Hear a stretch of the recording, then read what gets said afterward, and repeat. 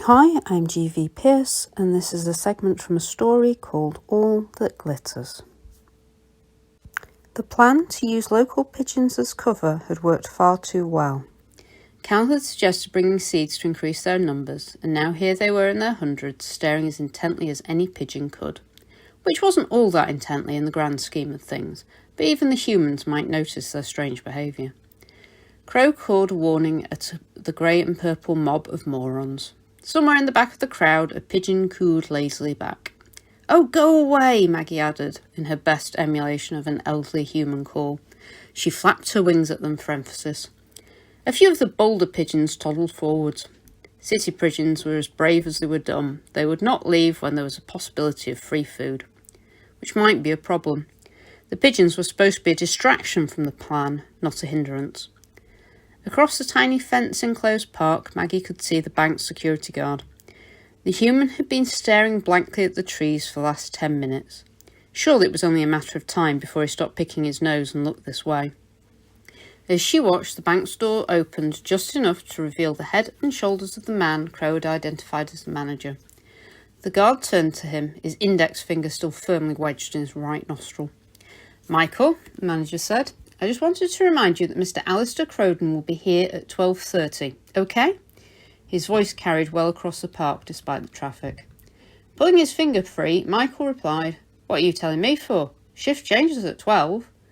Whether it was his tone or his bad habits, it was hard to tell this difference. Something about Michael had certainly offended the manager. "I'm telling you so you can tell the other guard," he snapped. "I won't have time to speak to Thomas during the shift change. I'll be having lunch.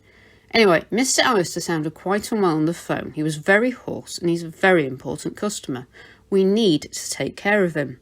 "Important customer," Michael scoffed. "He owes you $5 million and he left you a gaudy pen. I've got some magic beans you might like too."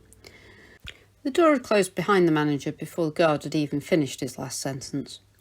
Sighing heavily, he returned to his previous occupation with his eyes focused on the treetops once more. He could not be looking this way when the clock hands reached the top. It was vital to the plan that he not see them coming. The plan was simple. Well, Crow said that the plan was simple, and as the brains of the operation, he'd come up with the plan, and therefore he was the only one who really needed to understand it. The others just needed to do as they was told. Maggie was the face. It was her responsibility to get them past the humans and into the bank. Cal was the specialist. He'd secure the loot. Then Ray, as the muscle, would carry it off whilst Crow got them all out again. What they'd do with this very shiny stick once they had it was unclear. Of course, Maggie appreciated a nice shiny object as much as the next magpie, but one stick would not make a nest, would it? Certainly not one big enough for the four of them to share. Crow seemed to think that the stick was special. He said the stones from the stick could turn into all kinds of things if they used a human magic known as online auctions. The others didn't know what an auction was, but they'd seen plenty of lines around the city. Humans love lines.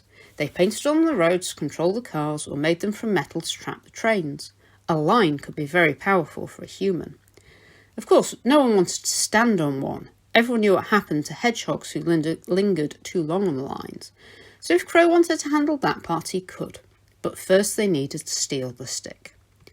Maggie shuffled nervously along the back of the bench. She could see that Ray was in position on the bank's awning, fussing at a paper bag. Crow was ready and waiting on the big stone cap by the park gates.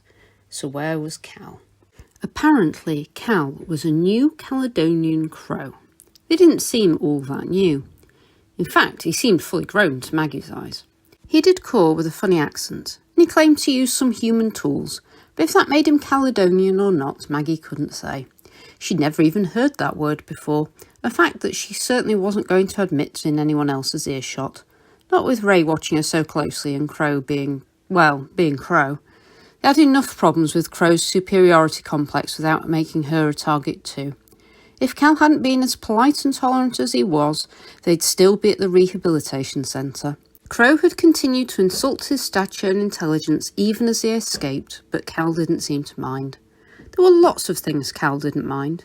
Humans, for one. Maggie had liked the human who raised her well enough, but the humans at the rehab she hadn't liked. Between the small cages, the veterinary visits, and the lack of freedom, most birds just ignored the humans. But not Cal.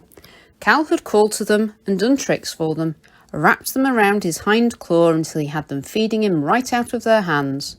That was how he'd stolen the keys to the cages in the end, with Maggie's help. Humans often underestimated birds. It was easy enough to distract them with cute tricks so they didn't notice they were being robbed, and it was even easier with two of them. Strength in numbers, Crow had called it. If one was good and two were better, what could they achieve with four of them? While the other birds had fled into the open sky, Crow had gathered the four corvids on the roof of an old cottage just out of sight of the rehab centre.